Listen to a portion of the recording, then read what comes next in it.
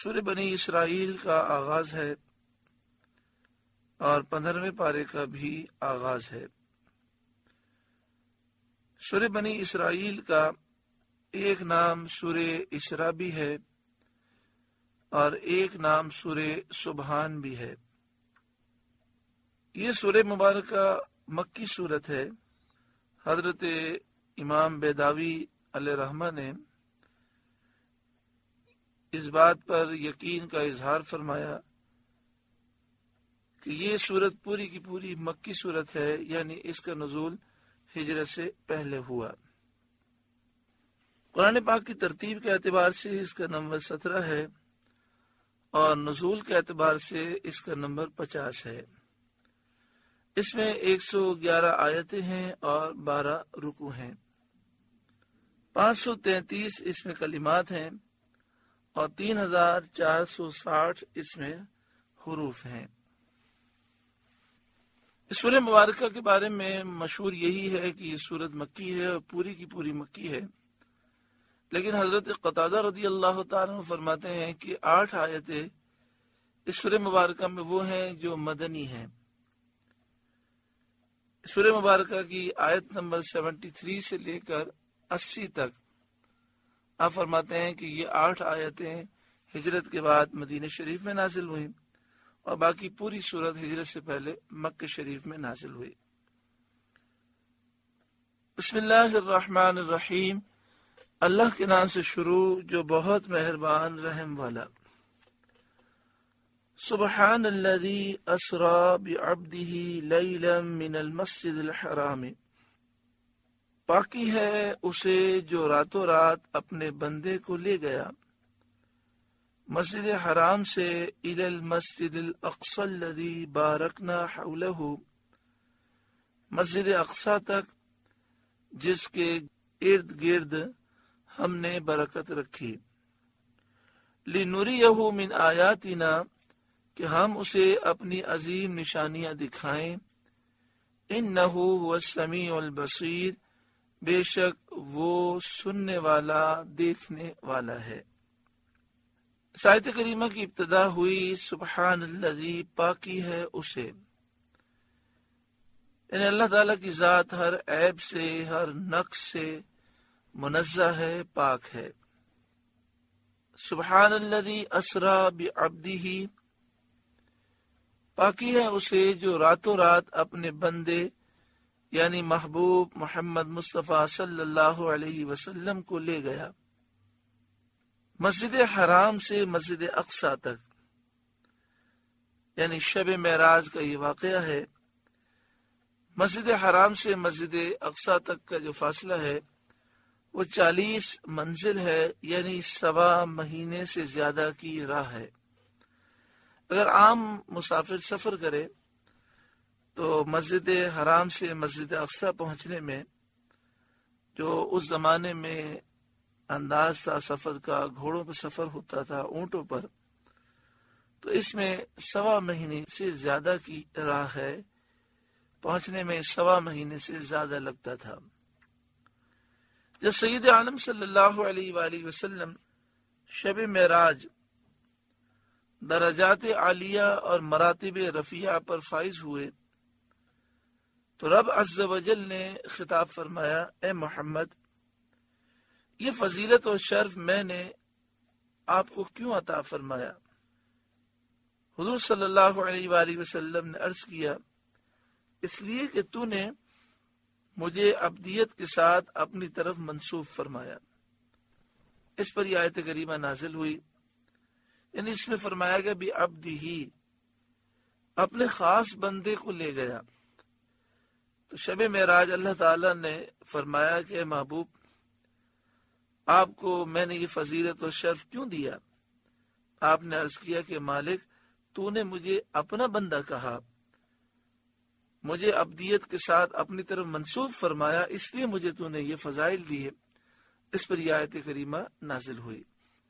یہاں فرمایا گیا کہ وہ مسجد اقصی جس کے ارد گرد ہم نے برکت رکھی، تو مسجد اقصی کے ارد گرد دینی برکت بھی ہے، دنیاوی برکتیں بھی ہیں، اور وہ سرزمین پاک سرزمین ہے جہاں پر کئی انبیاء پر وحی نازل ہوئی ہے، انبیاء کی عبادت گاہ ہے، انبیاء کے رہنے کی جگہ ہے، عبادت کا قبلہ ہے۔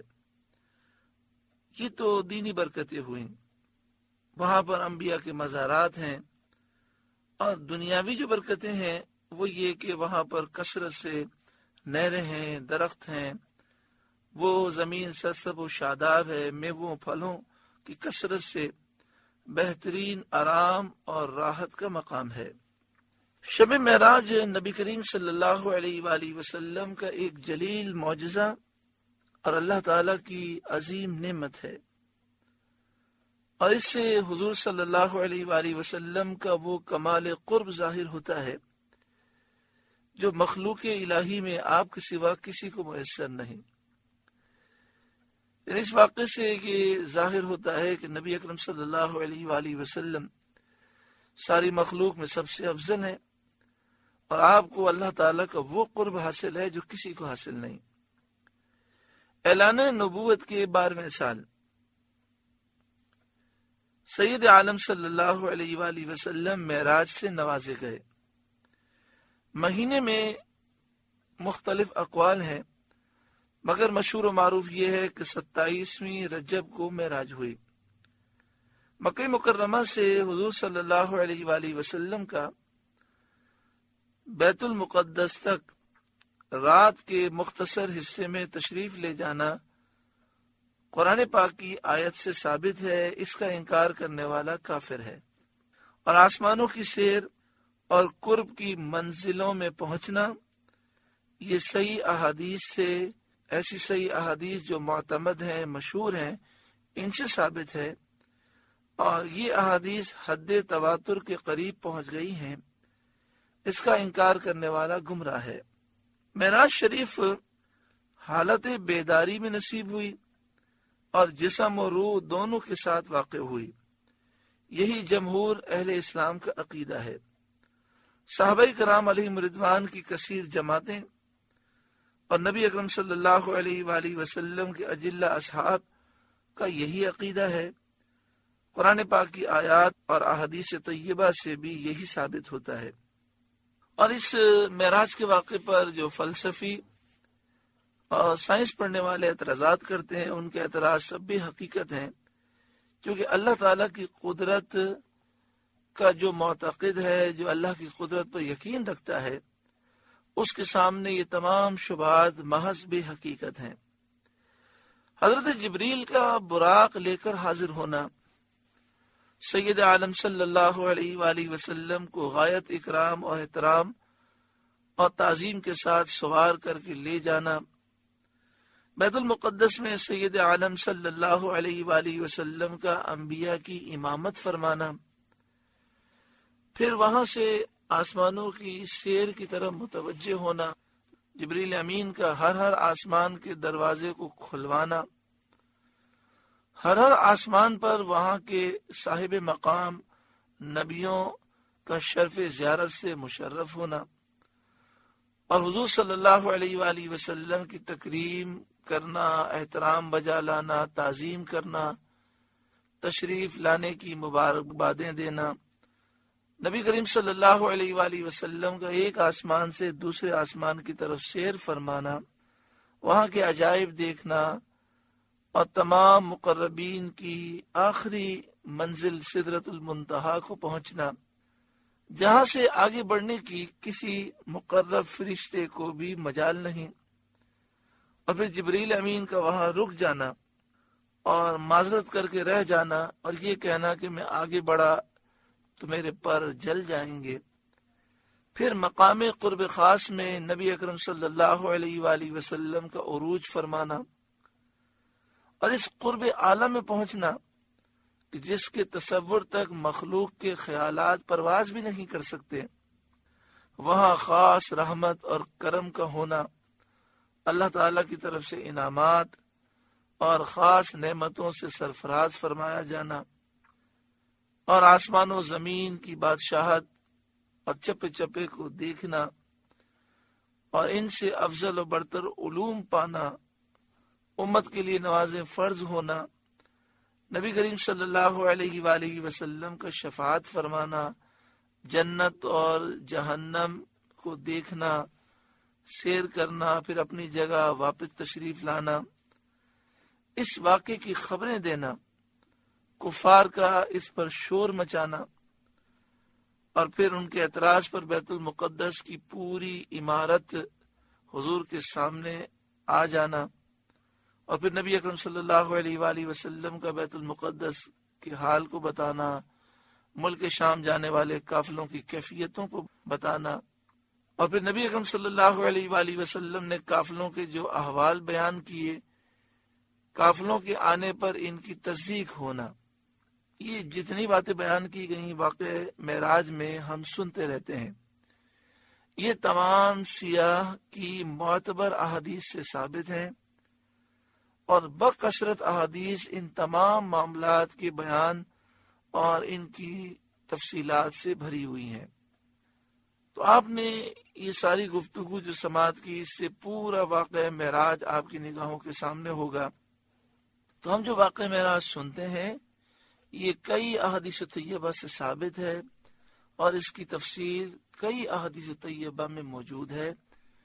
اللہ کا شکر ہے کہ ہم عظمت مصطفیٰ کے قائل ہیں۔ جب عظمت مصطفیٰ کی بات آتی ہے تو ہم خوش ہوتے ہیں، اور جو عظمت مصطفیٰ کے قائل نہیں وہ صحیح احادیث کے موجود ہونے کے باوجود اعتراضات کرتے ہیں، جھوٹے وہ پروپیگنڈے کرتے ہیں۔ اللہ تبارک و تعالی نے اپنے محبوب پر کرم فرمایا، اپنا دیدار کرایا، قرب خاص کی منزلیں عطا فرمائیں، اور رب العالمین کا شکر ہے کہ اللہ تعالیٰ نے ہمارے دل میں حضور کی محبت رکھی، ہم ان تمام باتوں پر ایمان رکھتے ہیں۔ اللہ تبارک و تعالیٰ اسی عقیدے پر ہمیں ثابت قدمی عطا فرمائے۔ اس آیت کریمہ میں جو ابتدا کی گئی وہ سبحان الذی سے کی گئی، تو مفسرین یہ بیان کرتے ہیں کہ یہ بات اس پر دلیل ہے کہ یہ واقعہ خواب کا نہیں ہے بلکہ بیداری کا ہے، کیونکہ سبحان سے واقعہ شروع کرنا اس بات پر دلیل ہے کہ واقعہ بہت عجیب ہے۔ خواب میں ادھر سے ادھر چلا جانا یہ کوئی عجیب بات نہیں ہے، تو نبی اکرم صلی اللہ علیہ وآلہ وسلم نے بیداری میں یہ سفر فرمایا۔ دوسری بات یہ کہ یہاں پر اسرا بعبدی لیلاً کے الفاظ ہیں، تو یہ عربی کا انداز ہے، قرآن پاک کا انداز ہے کہ جب بعبدہ کا ذکر آتا ہے، یعنی عبد کا ذکر آتا ہے کسی کی حیات میں، تو اس سے جسم بھی مراد ہوتا ہے اور روح بھی مراد ہوتی ہے۔ تو اس سے معلوم ہوا کہ اللہ تبارک و تعالی نے آپ کو جسمانی معراج کرائی، آپ جسم اور روح کے ساتھ تشریف لے گئے۔ تیسری بات یہ کہ کافروں نے اس پر شور مچایا، اور شور مچانے پر نبی اکرم صلی اللہ علیہ وآلہ وسلم نے ان کے سوالات کے جوابات دیے۔ انہوں نے کہا کہ اچھا آپ گئے ہیں تو بتائیے کہ مسجد اقصی کیسی ہے۔ تو مفسرین بیان کرتے ہیں کہ کافروں کا شور مچانا اس بات کی دلیل ہے کہ نبی اکرم صلی اللہ علیہ وآلہ وسلم نے خواب کا ذکر نہیں کیا بلکہ بیداری کا ذکر کیا ہے، چونکہ خواب پر اعتراض نہیں کیا جا سکتا۔ پھر یہاں پر جسمانی معراج کے اوپر اعتراض کرنے کے لیے ایک حدیث پڑھی جاتی ہے کہ حضرت عائشہ صدیقہ رضی اللہ تعالی عنہ فرماتی ہیں کہ حضور صلی اللہ علیہ وآلہ وسلم میرے حجرے میں تھے، معراج میں حضور تشریف لے گئے، واپس آ گئے، لیکن آپ کا جسم غائب نہ ہوا، میں نے جسم وہیں پر موجود پایا۔ تو دیکھیں حضرت عائشہ صدیقہ رضی اللہ تعالی عنہ کی رخصتی مدینہ منورہ میں ہوئی ہے اور ہجرت کے بعد ہوئی ہے۔ یہ واقعہ معراج ہجرت سے پہلے کا ہے، مکہ شریف کا واقعہ ہے۔ تو حضرت عائشہ جب حضور کے گھر میں آئی نہیں تھیں تو وہ کیسے یہ بات کہہ سکتی ہیں؟ اصل بات یہ ہے کہ نبی اکرم صلی اللہ علیہ وآلہ وسلم کو ایک روایت کے مطابق 34 معراج ہوئیں، 33 معراج خواب میں ہوئی اور ایک جسمانی معراج ہے۔ تو ہم جس معراج کا ذکر کر رہے ہیں وہ جسمانی معراج ہے، اور حضرت عائشہ صدیقہ رضی اللہ تعالی عنہ جس معراج کا ذکر کر رکھی ہیں وہ خواب کی معراج کا ذکر ہے، جو ان 33 معراجوں میں سے ہے جو آپ کو خواب میں کرائی گئی۔ انہ هو السمیع البصیر، بے شک وہ سننے والا دیکھنے والا ہے۔ اسی طرح ایک روایت پیش کی جاتی ہے کہ حضرت عائشہ صدیقہ رضی اللہ تعالی عنہ نے یہ فرمایا کہ جو یہ کہے کہ نبی اکرم صلی اللہ علیہ وآلہ وسلم نے اللہ کو دیکھا وہ جھوٹا ہے۔ اب بتائیے حضرت عائشہ صدیقہ رضی اللہ تعالی عنہ یہ کیسے کہہ سکتی ہیں؟ سوچنے والی بات ہے کہ جب نبی اکرم صلی اللہ علیہ وآلہ وسلم کا فرمان حضرت عائشہ کے سامنے موجود ہو کہ پیارا آقا صلی اللہ علیہ وآلہ وسلم کی صحیح حدیثیں موجود ہیں کہ آپ نے فرمایا شب معراج میں نے اپنے رب کو اپنی آنکھوں سے بھی دیکھا اور دل سے بھی دیکھا۔ حضرت عبداللہ بن عباس اور کئی صحابہ اس بات کو بیان کریں کہ نبی اکرم صلی اللہ علیہ وآلہ وسلم نے اللہ کا دیدار کیا۔ تو یہ ساری چیزیں اگر حضرت عائشہ کو معلوم ہو اور حضرت عائشہ انکار کرے تو کیسے انکار کر سکتی ہیں؟ حضرت عائشہ کے اس قول کی تفصیل ہے، اس میں ایک تو یہ کہ اس روایت کی سند پر اعتراض ہے۔ جو حدیثیں پیش کی گئی نبی اکرم صلی اللہ علیہ وآلہ وسلم کے اس قول پر کہ حضور نے فرمایا میں نے رب کا دیدار کیا، ان حدیثوں کی سند قوی ہے بنسبت اس روایت کے۔ دوسری بات یہ کہ یہ حضرت عائشہ کا قول ہے، وہ سرکار کا فرمان ہے کہ میں نے رب کو دیکھا، تو حضور کے فرمان کو فوقیت حاصل ہوگی۔ تیسری بات یہ ہے کہ حضرت عائشہ نے جو یہ فرمایا اس کی تشریح محدثین نے یہ فرمائی کہ حضرت عائشہ نے یہ فرمایا کہ جو یہ کہے کہ نبی اکرم صلی اللہ علیہ وآلہ وسلم کی آنکھوں نے اللہ کی ذات کا احاطہ کیا وہ جھوٹا ہے، کیونکہ کسی کی آنکھیں اللہ کی ذات کا احاطہ نہیں کر سکتی۔ احاطہ کے معنی یہ ہوتا ہے کہ جب ہم کسی چیز کو دیکھتے ہیں تو اس کی لمبائی چوڑائی پوری ذات ہماری آنکھوں میں سما جاتی ہے، تو کوئی اللہ کا احاطہ نہیں کر سکتا، اللہ سب کا احاطہ کرنے والا ہے۔ اس کی مکمل تفصیل جاننا چاہیں تو اعلیٰ حضرت امام اہل سنت کے فتاوی رضویہ شریف کا مطالعہ کریں۔ اسی طرح علماء اہل سنت کی معراج کے موضوع پر جو کتابیں لکھی ہیں ان کا مطالعہ کریں۔ مقالات کاظمی، حضرت علامہ کاظمی میاں علیہ رحمہ کے مقالات ہیں، اس میں بھی اس موضوع پر تفصیلی دلائل دیے گئے ہیں۔ اللہ تعالی ہر ایک کو سمجھنے کی توفیق عطا فرمائے۔ وَآتَيْنَا مُوسَى الْكِتَابَ، اور ہم نے موسیٰ کو کتاب عطا فرمائی یعنی توریت عطا فرمائی۔ وَجَعَلْنَاهُ هُدًى لِبَنِي إِسْرَائِيلَ، اور اسے بنی اسرائیل کے لیے ہدایت کیا۔ اللہ تتخذوا من دونی وکیلا، کہ میرے سوا کسی کو کارساز نہ ٹھہراؤ، میرے سوا کسی کی پوجا نہ کرو، کسی کو خدا نہ سمجھو۔ ذریت من حملنا مع نوح، اے ان کی اولاد جن کو ہم نے نوح کے ساتھ سوار کیا کشتی میں۔ انہ کان عبدا شکورا، بے شک نوح علیہ السلام بڑے شکر گزار بندے تھے۔ یعنی حضرت نوح علیہ السلام بہت زیادہ شکر کرنے والے بندے تھے، جب کچھ کھاتے پیتے پہنتے تو اللہ تعالیٰ کی حمد کرتے، اس کا شکر بجا لاتے۔ وَقَضَيْنَا إِلَىٰ بَنِي إِسْرَائِيلَ فِي الْكِتَابِ، اور ہم نے بنی اسرائیل کو کتاب میں وہی بھیجی، لَتُفْسِدُنَّ فِي الْأَرْضِ مَرَّتَيْنِ، کہ ضرور تم زمین میں 2 بار فساد مچاؤ گے۔ وَلَتَعْلُنَّ عُلُوًّا كَبِيرًا، اور ضرور بڑا غرور کرو گے۔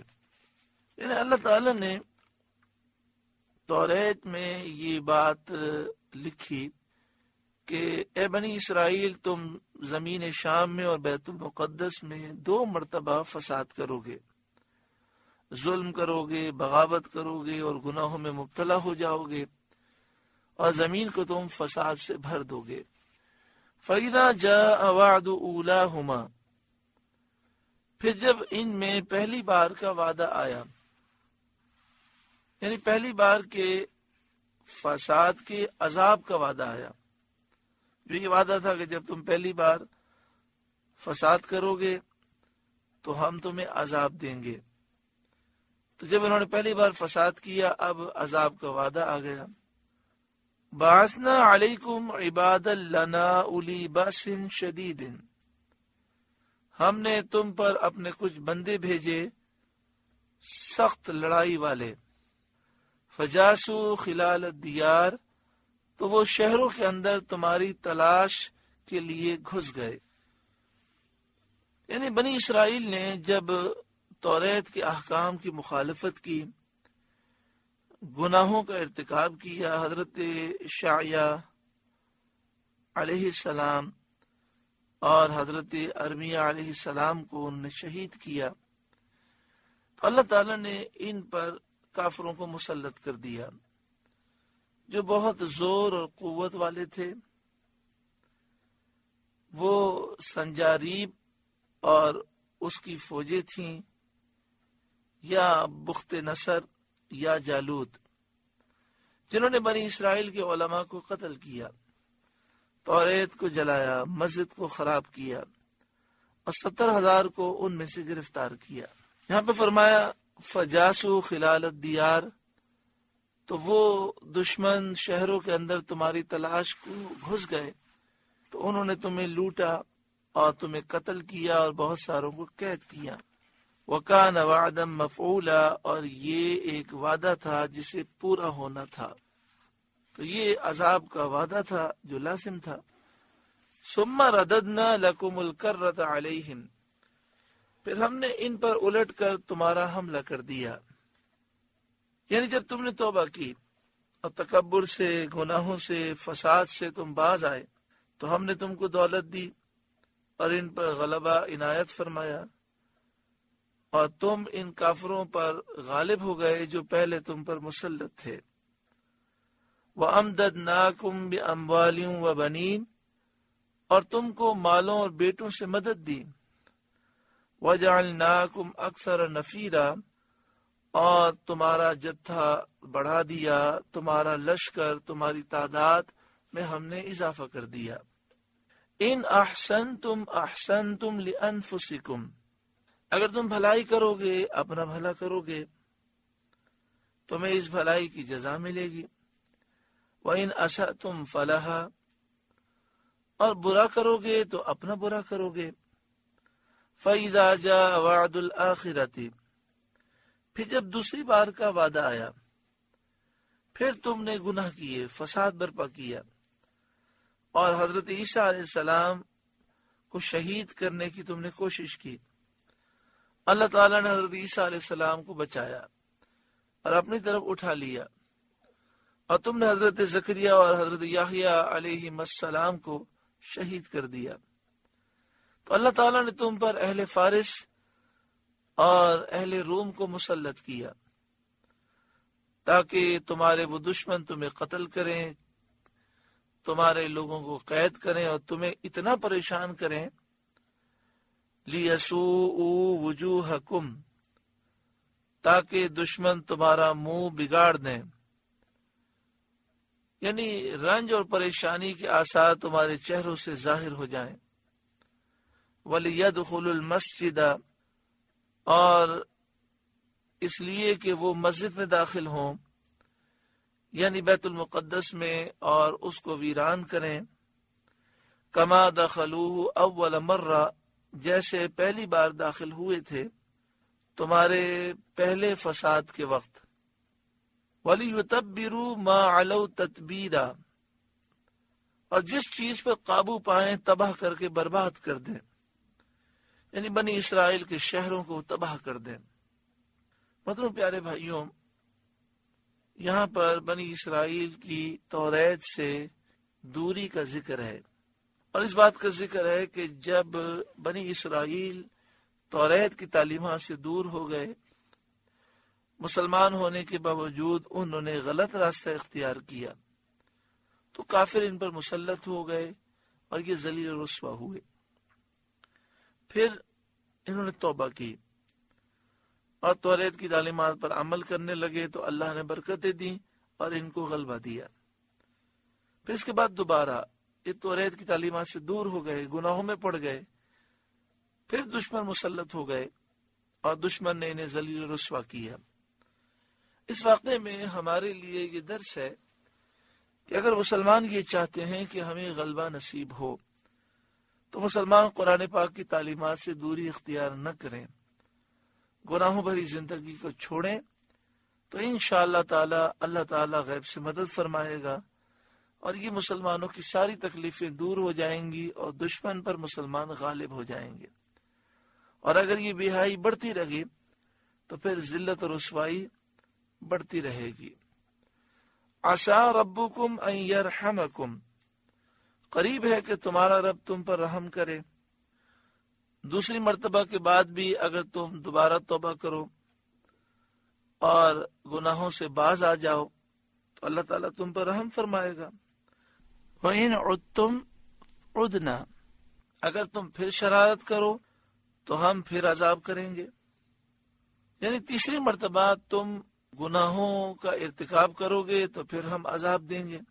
چنانچہ ایسا ہوا، انہوں نے پھر اپنی شرارت کی طرف عود کیا، یعنی پھر گناہ کرنے لگے، شرارت کرنے لگے۔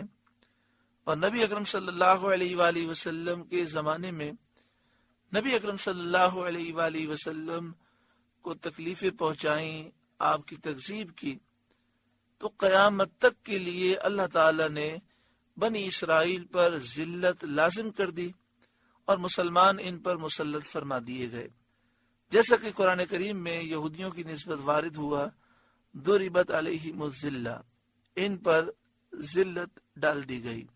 تو آج یہودی مالدار ضرور ہیں لیکن چین سے نہیں ہیں، ہر جگہ پر یہ ذلیل و رسوا ہیں اور ہر وقت ان پر خوف طاری ہے۔ وَجَعَلْنَا جَهَنَّمَ لِلْكَافِرِينَ حَصِيرًا، اور ہم نے جہنم کو کافروں کا قید خانہ بنایا۔ ان هذا القرآن يهدي للتي هي اقوم، بے شک یہ قرآن وہ راستہ دکھاتا ہے جو راستہ سب سے سیدھا ہے، وہ اللہ تعالیٰ کی توحید اور اس کے رسولوں پر ایمان لانا اور رسولوں کی فرمانبرداری کرنا ہے۔